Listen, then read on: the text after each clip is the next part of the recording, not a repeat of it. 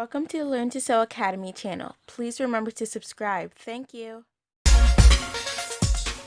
Hello, welcome to a new video and thank you for joining me. What I'm going to be showing you how to make today is a big puffed sleeve. You can use this for tops, you can use it for dresses as well. So the things you're going to be needing for that is, of course, your fabric. You're going to be needing a tape measure. You're going to be needing your marker. You're also going to be needing a scissors.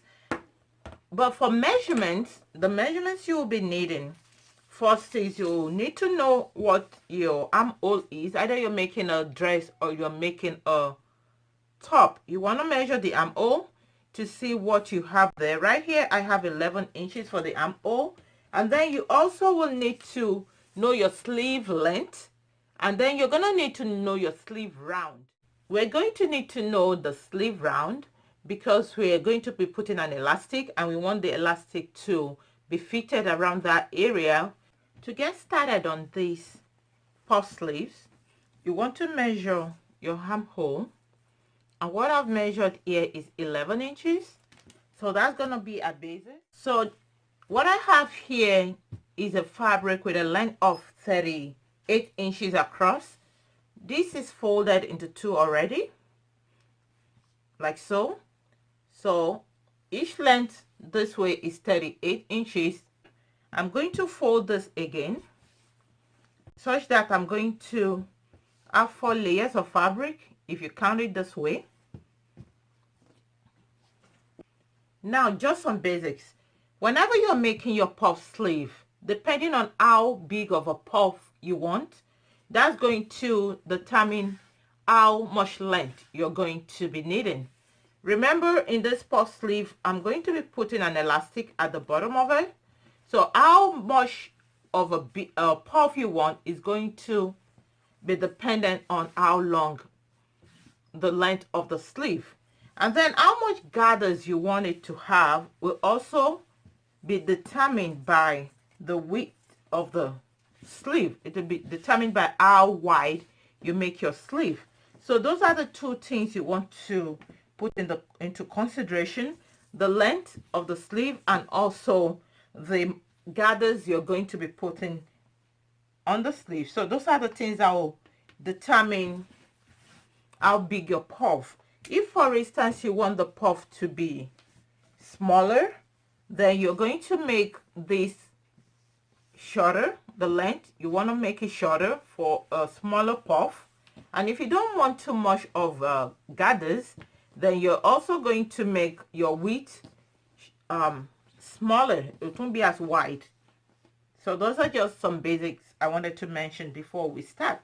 So now we know that we're using a sleeve length of 17 inches in this case, and we have measured the armhole, and the armhole that we have is 11 inches. In this case, when you start to do your sleeve measurement, this here is the full fold, and usually when we do a sleeve, we come to the full fold. Over here we have some opening here, so this is not where we start to measure from. We start to measure from the full fold when you're doing a regular sleeve. But because in this case we want some gathers, a lot of it, so I'm gonna leave this place for now, and I'm going to actually start to measure around here. That is the other end where I have the opening. So what I'm going to be doing is that 11 inches that I measured for the armhole, that is what I'm trying to find over here at this end. So I'm just going to make my tape measure. I'm going to curve it roughly to find where the 11 inches stopped.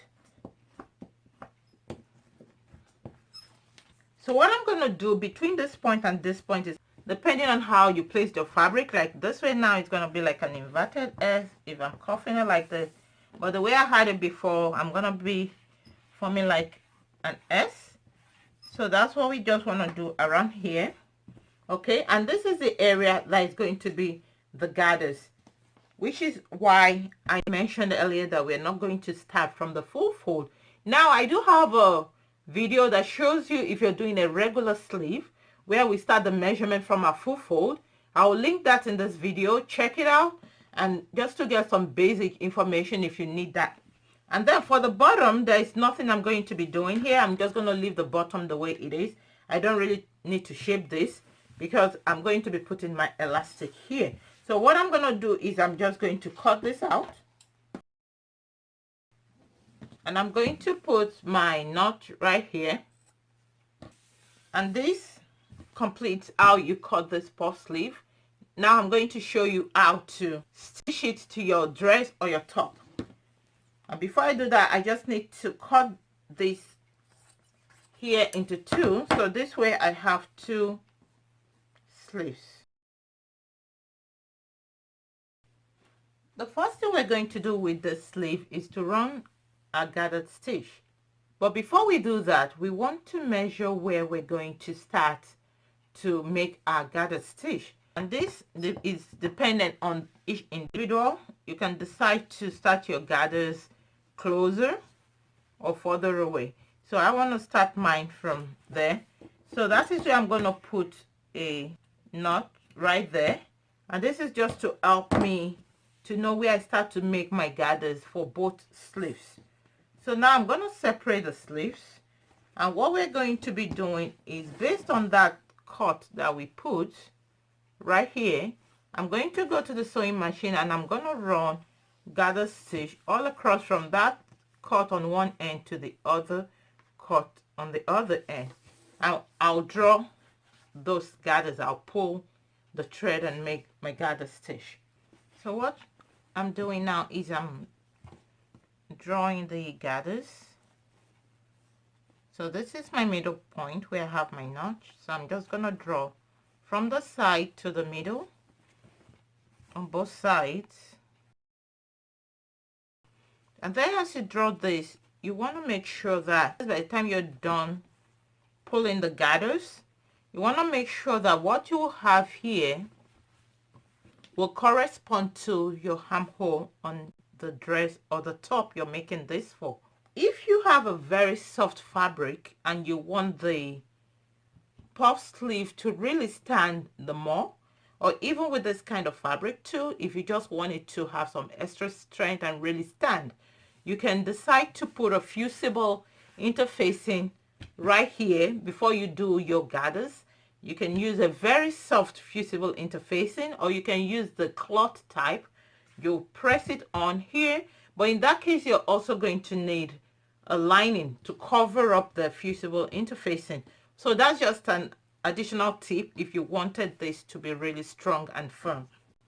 So once I'm done pulling this and I have enough, I'm now going to go doing right side to right side.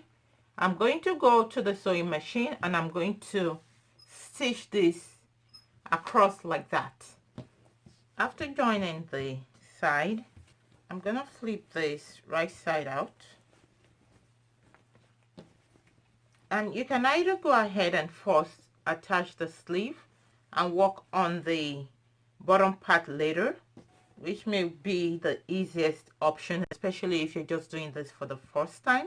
Or you can go ahead and first do your bottom part and put your elastic in. But I'm going to join the sleeve first.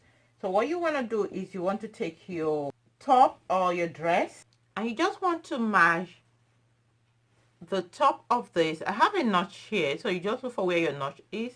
You want to match that top with the top area of the armhole. That's where you have the shoulder joint.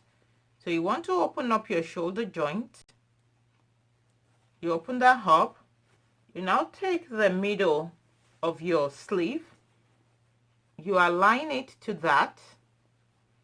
Hold it in place with a pin. And now you go to the sewing machine and you just start stitching this, joining the sleeve to the main body of the dress or blouse, whatever you're making. And that goes all the way down to the middle part. So when you get to the middle area, like that, you do a back stitch there to hold that in place. You now come back to the top here and you start sewing it the other way around to get to the middle again. And if you've done this properly, if you've pulled this correctly, if you have the same measurement here as what you have on the sleeve after you draw your gathers, then this should match up really perfectly. Your middle part of the sleeve should align with the side seam perfectly. So that's what we're going to do next.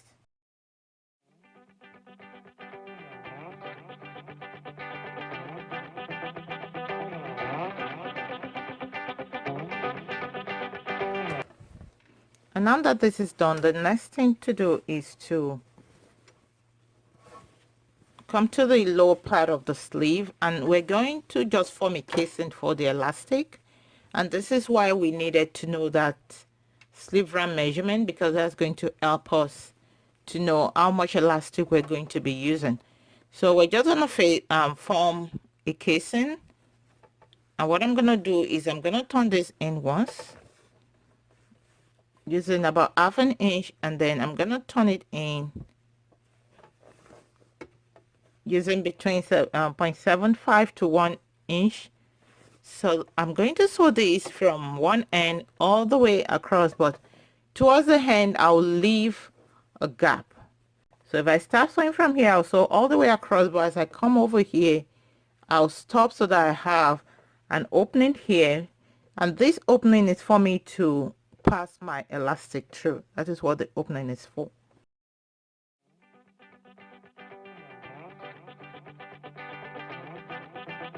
So for the bottom part, you're going to need an elastic, and what I'm using here is ½ an inch wide elastic, and the length of this is 10.5. Now remember, when you cut your elastic, remember that at the end of it, after you've passed it through your casing, you're going to be sewing the two ends together. So you want to put that into consideration when you're cutting the elastic, to make sure you leave that allowance where you're going to be joining it. You want to remember that allowance. So what we're going to do now is, using a safety pin, we're going to pass this through the opening that we left in this casing. And what I like to do when I do an elastic is I like to hold the other end. I like to just make sure I hold it to the fabric where I started to do my threading with the elastic, and this is to prevent it from getting lost in the casing. So now I'm just going to do this and go across. From this end, I'm going to come out of here, pull it out from the other end, and now we can remove the safety pins. So we're going to go and sew these two together, but before you do that, you want to make sure that your elastic was lying flat all across so that you don't have it twisted. And so we're going to go and join that elastic together right there. I'm going to have it overlap like that. I'm just going to hold this with a pin. So you go ahead and you just join that elastic, and once that is done, that will complete your puff sleeve.